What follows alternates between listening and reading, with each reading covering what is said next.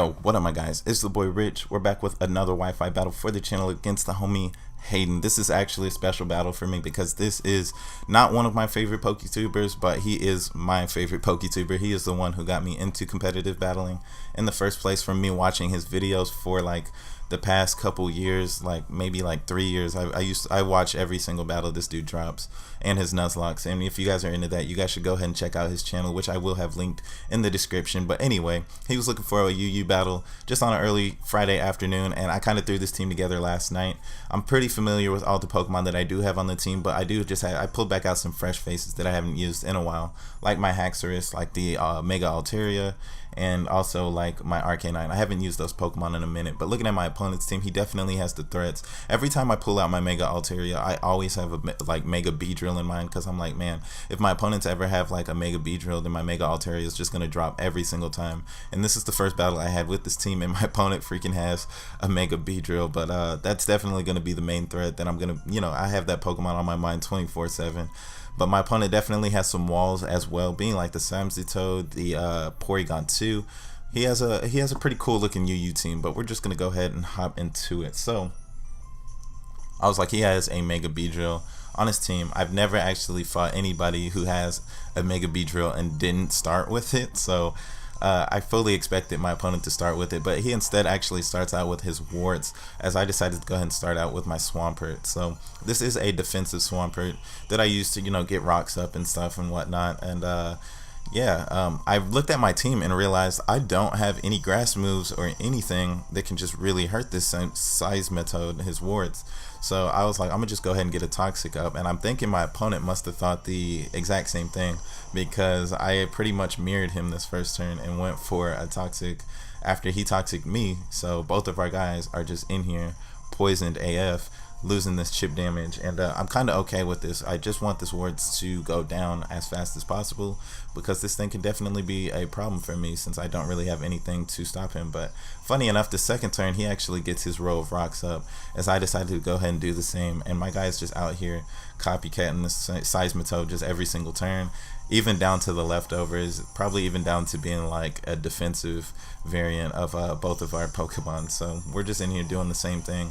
And I figured, it's time to make moves. I don't think he might have anything to do to me, but I just want to get as much damage off on this thing as I possibly can. So I'm just going to go ahead and click the Earthquake right here. Not going to click my Waterfall, which is my only other attacking move, because I'm pretty sure this Pokemon does have the Water Absorb, to where that would actually give him some HP instead of actually hurting him. But my opponent hard swaps into his face paint. I was a little confused by this play, because I don't think there's anything a Mamoswine can really do to a Swampert, but I mean, he can hit me with like some neutral damage, icicle crashes and whatnot, but I'm really not too afraid of that. Plus I was like, if he does that, I definitely would be happy to knock out this Mamoswine, especially since I have 2 dragon types on my team. So it would be pretty big to get rid of that thing this early in the battle. But my opponent actually decides to just go ahead and hard swap out into his Latios, I guess seeing that I was just going to go ahead and go for another Earthquake. I actually thought he might be trying to bait me into going for like the Waterfall or a Scald or something to give his Seismitoad a little more HP, but I guess it's just not the case. And I just every time I saw that Latios, I was like, I have an Assault Vested, a Alolan Monk in the back of my team for special cases like that, specific Pokemon like the Latios, because I was like, there shouldn't be anything that he can do to me, because like I said, I got that Assault Vest on me, and I could always just Pursuit Trap that thing and do some big damage to him. But my opponent actually saw my play from a mile away and went into his Mamoswine. But I was like, you know what, I'm not gonna leave my Alolan Muck out here. Plus I was like, I have a defensive Scizor who should be able to take an Earthquake from a Mamoswine pretty well at that. So he hits me up with that, and it does it's looking like a 2-hit KO, which I thought it would do less damage, but it's not the case. I guess that's what the the Life Orb damage is for. He's just doing too much to me, so I did get a little bit afraid. I knew he wouldn't be able to knock me out with an Ice Shard, and I might scare him out with like a Bullet Punch, so I just decided to go ahead and go for a U-turn. Luckily for me, he didn't decide to go ahead and click Earthquake again, or else my Scizor would be super dead right here for like no reason at all at that. But my opponent decided to go into his Seismitoad, as I decided to go ahead and U-turn out, and I went back into my Swampert. So we just kind of went full circle with this battle. Both are his Seismitoads in here, my Swampert's just back in here. We're just looking at each other, realizing that we just can't do anything to each other, but we're just taking this toxic damage as well. And I was just really happy because I want this Pokemon to get chipped down as much as he possibly can, because like I said, there's just nothing I can really do to him. He just walls me every time. So my opponent does decide to go out and go into his Yang, I guess, you know, figuring I was going to go ahead and go for the Earthquake. I didn't want to over predict or anything. So if he did stay in here, I just wanted to go ahead and get that damage off. And I was like, you know what? I was like, maybe he might think that I won't go back out into my Alolan Muck, because last time I did that, he swapped into his Mamoswine. But that's not the case. I am okay with it. I'll just go right back into my Alolan Muck, take some rock damage, as my opponent actually decided not to play any more games.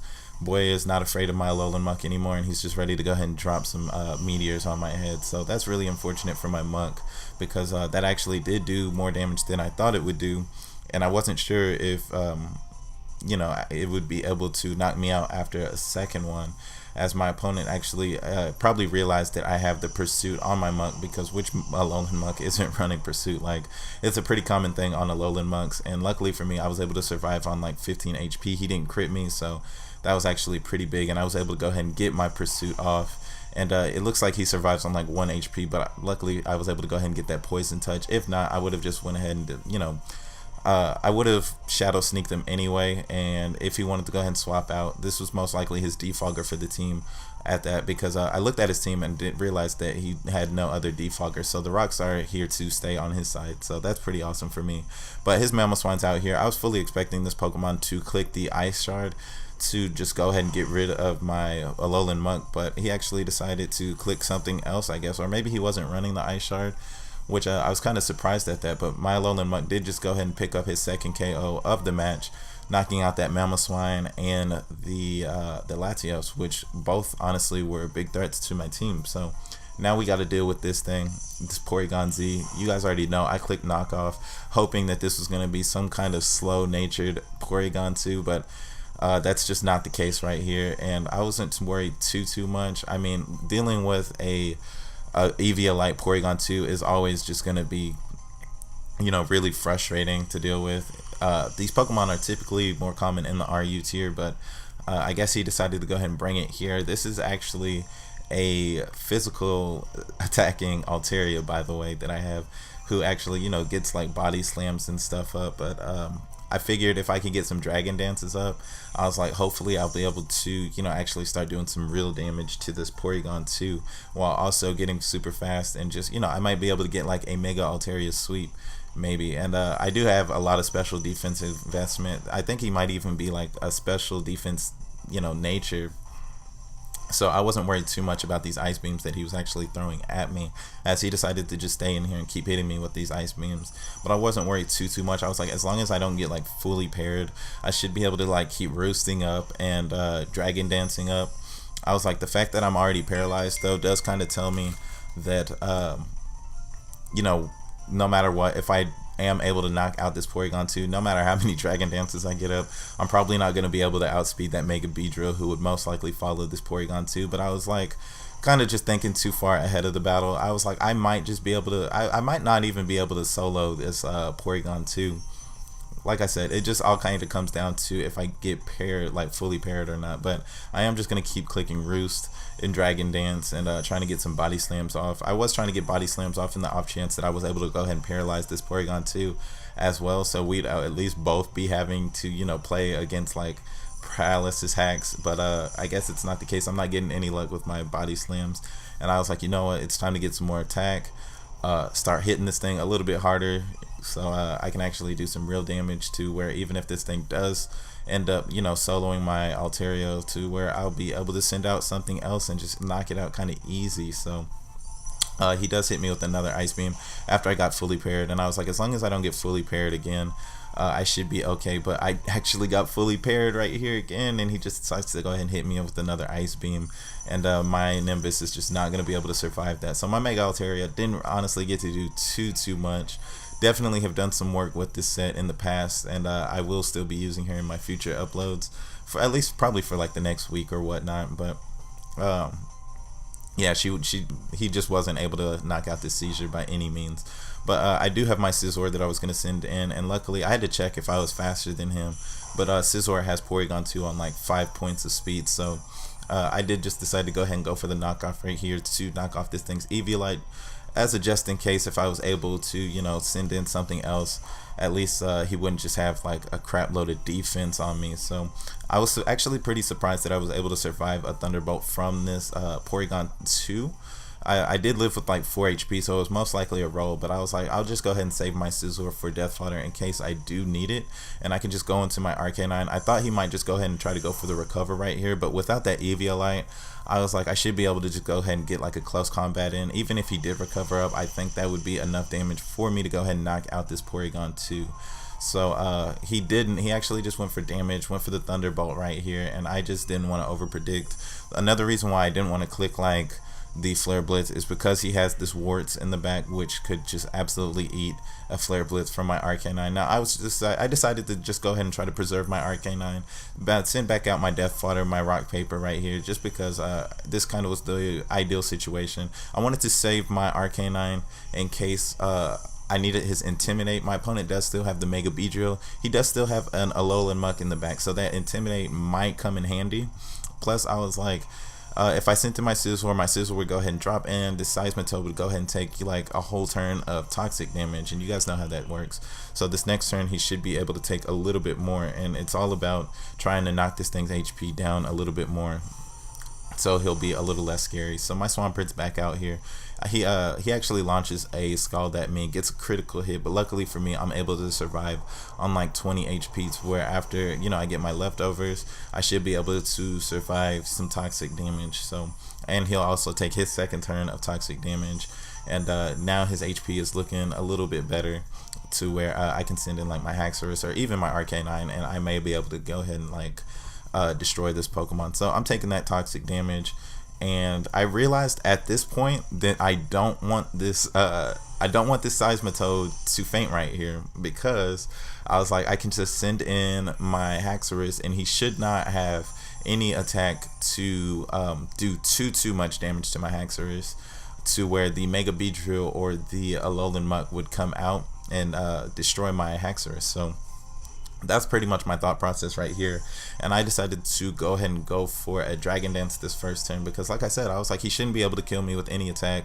Even an Earthquake might do like a little over half, but after I get this Dragon Dance up, it shouldn't be too much of a problem. Plus he's just gonna go ahead and drop to this toxic damage in the first place, so it'd be kind of silly for me to actually go for an attack, but my opponent actually goes for the Scald right here. I had my fingers crossed that I wouldn't get burned, because I was like, if I get burned, then I probably lose this battle. But luckily for me, I just got really lucky. I don't know if the Hex Gods were trying to balance out the fact that I got like double paired with my Mega Altaria earlier in the battle, but I was really grateful for that. And my opponent is just gonna go ahead and go into his Fork, his Mega Beedrill right here, and I kind of had to check the speeds as well.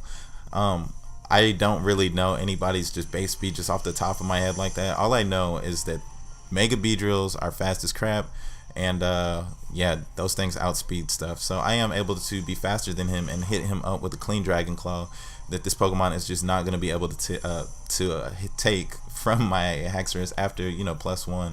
I don't even think he might have been able to survive without the Dragon Dance, but luckily for me, the main thing right here is that he wasn't able to go ahead and get an attack off on my Haxorus right here, because that would have really sucked and I probably would have lost the battle. And I do have the Z Tectonic Rage, the little, you know, super strong earth whatever ground move on my Haxorus. Just I have that on him just for like, I don't know, just for big damage on certain Pokemon that, you know, Dragon Claw and my other attacks, which is like Poison Jab, wouldn't do too much damage on. So after I got that Tectonic Rage off, I was able to go ahead and win the battle with a clean 2-0 victory. And yeah, like I said, this was just a really special upload, because this dude is just a very badass player to me. So this was really big, and I was really happy that I was able to go ahead and get this battle with him. But yeah, if you guys actually enjoyed the battle, I'd appreciate if you guys, you know, left that like for me. because I do believe it helps, get my channel shared and all that. If you guys are looking forward to my future uploads, go ahead and sub to your boy. I got more coming. I've been dropping like 2 uploads, I feel like, every day. It feels like. So yeah, if you guys are looking forward to all that, go ahead and you already know what to do. But I'll catch you guys in the next vid. Peace out.